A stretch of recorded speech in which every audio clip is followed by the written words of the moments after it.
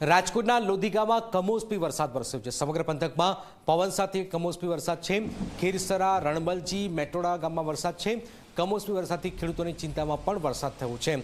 જે ગ્રામીણ વિસ્તાર છે રાજકોટના, ગઈકાલે પણ જે વરસાદ વરસ્યો હતો, આજે પણ આ વરસાદી માહોલ સર્જાયો છે, જેના કારણે જે ખેડૂતો છે એમની ચિંતામાં સતત વધારો કર્યો છે। એમને મોં આગળ આવેલા કોળીઓ છીનવી ગયો છે।